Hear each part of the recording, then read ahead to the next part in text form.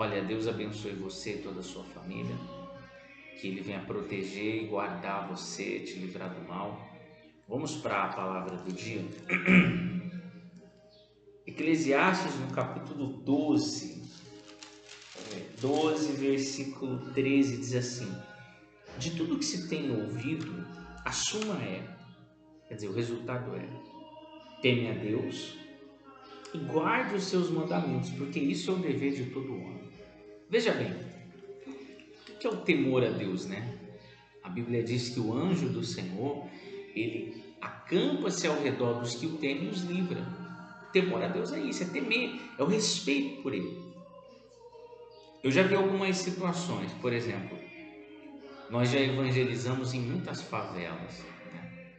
E a gente já evangelizou pessoas que estavam em grupo usando droga na rua, numa biqueira, e quando nós chegamos lá para falar da palavra de Deus, para falar do Evangelho, eles pararam de usar droga, desligavam as músicas que estavam ouvindo, paravam de falar os palavrões e ficavam calados ali, ouvindo a mensagem que a gente trazia, com temor, com respeito.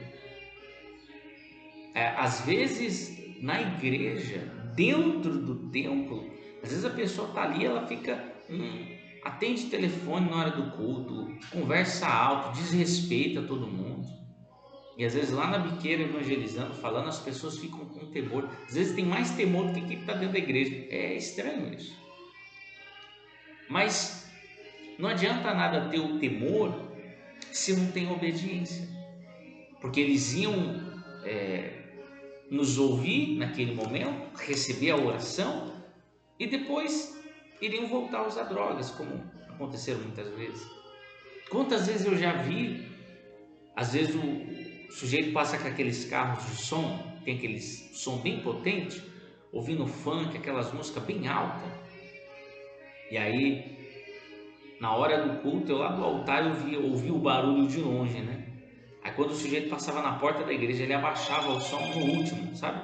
Ele abaixava em sinal de respeito, né? Para não atrapalhar o culto. Tem pessoas que têm temor a Deus. Eu já estive em favelas onde nós atendemos e evangelizamos e estávamos até em busca de um ponto de pregação, né?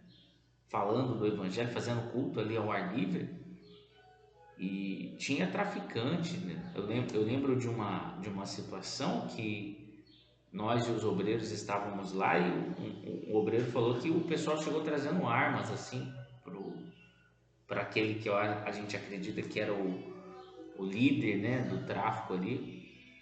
Eles trouxeram armas ali para eles e a gente lá evangelizando as pessoas, porque a gente ia fazer um culto num terreno que tinha ali do lado, e as pessoas respeitavam. É temor, né? Eu lembro que chegou um bandido lá e ele disse assim: olha, eu sou espírita, eu não sou crente não, mas eu respeito. Se a gente ajuda a abrir bar, nós vamos ajudar a abrir igreja e tal, com maior respeito, com maior temor. É muito comum. Mas pensa comigo, do que adianta ter o temor, o respeito pelos homens de Deus, pelas mulheres de Deus que estavam ali, se a pessoa não ia obedecer a palavra, não ia colocar em prática o ensinamento? Tem gente que, se você fala, para aí que eu vou orar por você agora, ele para, ele ouve a oração, ele recebe, ele aceita, ele agradece, mas talvez ele vai sair dali e vai cometer um crime. Do que adianta? Entende? Então, o temor a Deus, ele não serve de nada se ele não estiver aliado à obediência. Não serve de nada. Se você não obedece ou não coloca em prática o mandamento, os ensinamentos do Senhor, não vale de nada. Então você precisa estar aliado com a obediência à voz dele. A gente ensina, a gente instrui, a gente orienta, mas está escrito, olha, de tudo que você tem ouvido, o resultado é o quê? Teme a Deus e guarda os seus mandamentos, porque esse é o dever de todo homem. Então não se engane achando que pelo fato de você respeitar, e tem que respeitar, talvez você até tenha o temor, porque Você aprendeu, alguém te ensinou, sua mãe ou seu pai te ensinou a respeitar, a temer. Talvez você tenha um temor a Deus, mas não consegue obedecer.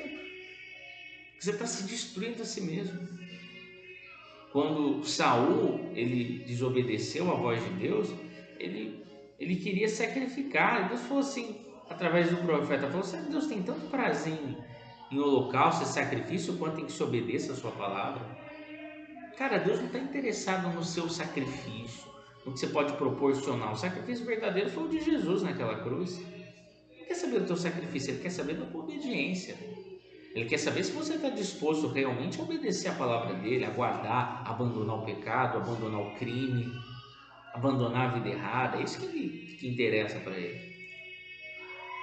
Aí ele diz assim: porque Deus há de trazer a juízo todas as obras, até as que estão escondidas, quer sejam boas, quer sejam más. Talvez tenha coisas que você faz que ninguém sabe.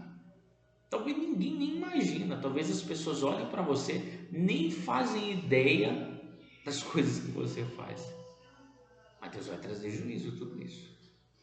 Porque não há nada em oculto que não venha a ser revelado. Não há nada escondido que não venha à tona. Então Deus sabe, Deus conhece. Agora a pergunta é, será que vale a pena abrir mão da sua salvação, abrir mão da vida eterna, de poder estar com Deus por conta do pecado, do erro, seja ele qual for? Então tome cuidado, porque eu falei e repito, a coisa mais importante que você tem é a salvação da sua alma. Se você desprezar, o que vai ser de você? Então, valorize a sua salvação, aproveite. E se você está vivendo no erro, no pecado, se conserte. Se você está vivendo em obediência, permaneça. E se você caiu, Deus tem poder de te levantar. Ele diz que é aquele que levanta do pó o desvalido e do monturo ergue o necessitado. Mas não fique esperando ninguém não, porque quando o filho pródigo foi embora, ele abandonou o pai, ele teve que achar o caminho de volta para casa. Então está na hora de você voltar. Agarre a oportunidade que você está tendo, como eu estou tendo, e faça a diferença, porque Deus tem a oportunidade de mudar a sua vida, mudar a sua história e transformar você. Amém? Vamos orar. Querido Deus, eu oro na esperança de que essa palavra possa salvar, porque é esse o poder que a tua palavra tem, de salvação, de transformação. Então desperta esse homem, essa mulher, para que a mensagem que foi semeada possa dar frutos dignos de arrependimento, que ela venha mudar, se converter, abandonar o pecado, o erro e viver uma vida de obediência, com temor, mas principalmente com obediência. Eu abençoo a todos e quem crê, diga amém e graças a Deus. Amém? Então é isso, é colocar em prática, obedecer e Deus vai ser contigo, tá bom? Você que puder, compartilhe o máximo que você puder para que mais gente possa receber a palavra, tá bom? Deus te abençoe. E você que está aí nas redes sociais, segue a gente, compartilha, ajuda a gente na divulgação da mensagem do Evangelho, tá bom? Deus te abençoe